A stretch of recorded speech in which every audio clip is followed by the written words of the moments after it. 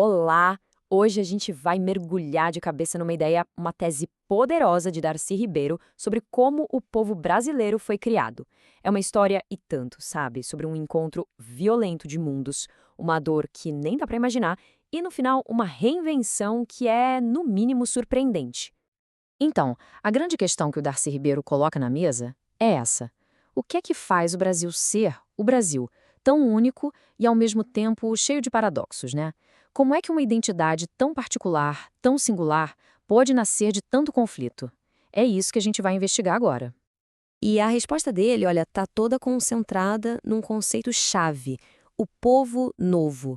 A ideia é que a gente não é simplesmente uma cópia, uma extensão de Portugal, ou da África, ou dos povos originários. Não. A gente é outra coisa. Algo completamente novo que nasceu dessa mistura, dessa fusão. Ok, mas para a gente entender o resultado final, primeiro a gente precisa dar uma olhada nas peças desse quebra-cabeça. Na antítese, né? Vamos começar com as três culturas principais, as matrizes que foram, literalmente, forçadas a se chocar aqui. Pensa só. De um lado, a gente tinha os povos indígenas. Para eles, a vida não era essa corrida maluca por trabalho. Era para ser vivida, sabe? Uma expressão de alegria, de beleza, de vida em comunidade. A coragem não precisava de motivo, a solidariedade era a regra do jogo e tudo girava em torno de uma harmonia com a natureza. E essa citação aqui, gente, ela resume o tamanho do abismo. Pensa na cena. Um ancião tupinambá simplesmente não consegue entender. Por que atravessar um oceano para pegar madeira? Para quê? A ideia de acumular por acumular, de viajar o mundo por lucro, isso simplesmente não fazia sentido na cabeça dele. Era um choque de mundos no nível mais básico que se pode imaginar. Aí, do outro lado do tabuleiro, chegam os portugueses. E a visão de mundo completamente oposta. Para eles, a vida era, sim, uma tarefa, uma missão. Tudo girava em torno do trabalho e do lucro. E tinha essa pegada de cruzada, sabe? Uma missão de conquistar a terra, de converter almas, e tudo isso com o poder de uma tecnologia nova para a época, navios que cruzavam oceanos, canhões, bússola. E aqui a gente vê o choque de frente. É quase poético se não fosse trágico. De um lado, viver, doar. Do outro, trabalhar, acumular. De um lado, a busca pela beleza, pela comunidade.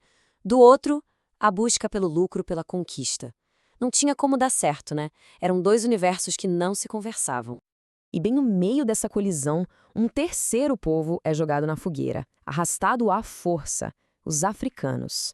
Eles não vieram para conquistar nada. Pelo contrário, eles foram trazidos para serem o motor, a mão de obra escravizada que ia literalmente construir a colônia em cima desse conflito todo. Então, o que vem a seguir não é uma mistura bonita e pacífica de jeito nenhum. A palavra que Darcy usa é crisol, e é perfeita. Pensa numa fornalha, um lugar de calor e pressão extremos. Foi ali, nessa fornalha violenta, que a miscigenação e a fusão de culturas aconteceram, mas sempre debaixo de muita, muita opressão.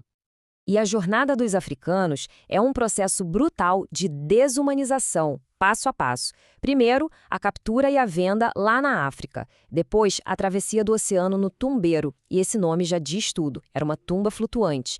Quem sobrevivia era vendido aqui no Brasil, olhado, inspecionado como se fosse gado. E dali em diante, uma vida inteira de trabalho forçado nos engenhos, nas minas.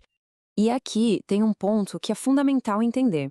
Essa unificação do Brasil não aconteceu por acaso, sabe? Foi um projeto político, consciente e extremamente violento.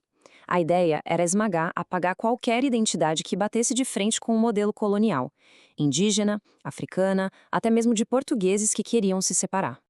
Ok, a gente viu o choque, a violência, a opressão. Mas e aí? O que nasce dessa fornalha toda? Como é que do meio de tanto conflito pode surgir alguma coisa nova? Agora a gente vai ver a síntese, o resultado dessa mistura. E o primeiro personagem dessa nova história, o primeiro produto dessa fusão, é o mameluco, o filho do pai europeu com a mãe indígena. Ele era tipo o primeiro rascunho do que viria a ser o brasileiro, a encarnação viva em carne e osso desse novo mundo que estava nascendo. Só que aqui a coisa começa a complicar. Porque para os parentes da mãe, para os indígenas, ele era visto com desconfiança. Ele era parte do mundo do pai, né? o mundo do conquistador, do opressor. Então ele já não pertencia totalmente ali. E do outro lado, no mundo do pai, no mundo europeu, pior ainda. Lá, ele era visto como inferior, contaminado pelo sangue nativo. Era desprezado, chamado de gente da terra. Ou seja, não era um europeu de verdade, de jeito nenhum. Então, imagina a situação. Rejeitado pelos dois lados da sua própria história. O mameluco se vê num limbo, num vácuo. E é a esse estado que o Darcy Ribeiro dá um nome genial: ninguém-dade. O estado de ser um ninguém. Se ele não era nem indígena nem europeu, ele era o quê? Ninguém. E por isso mesmo, estava livre. Livre das amarras, das tradições e das lealdades desses dois mundos. E é justamente aí, nesse ponto, que a virada acontece. É desse vácuo, desse não lugar, dessa terra de ninguém, que ele começa a construir algo novo. A identidade de brasileiro. Pensa nisso. Ela não nasce de uma herança, mas da falta dela. Nasce por pura necessidade de existir. Então a grande sacada é essa. O povo novo, o brasileiro, nasce dessa dupla rejeição. É um povo misturado no corpo e na alma. Um novo tipo de gente que surge porque, ao não pertencer a ninguém, foi obrigado a inventar a si mesmo, a se tornar o seu próprio povo. Mas, olha, a história não acaba aqui, não. Para o Darcy Ribeiro, o Brasil não é uma foto do passado, algo que já está pronto e acabado. É um projeto. Um projeto que ainda está rolando, ainda está em construção. E isso joga a gente para a pergunta final, a pergunta que olha para o futuro. Tá bom, se a gente é esse povo novo, nascido da dor, nascido da mistura, para onde a gente vai? Qual é o nosso propósito? Qual seria o nosso destino? E a resposta do Darcy é poética, provocadora e, acima de tudo, cheia de esperança. Que o nosso destino não é ser cópia de ninguém, mas sim florescer amanhã como uma nova civilização, mestiça e tropical.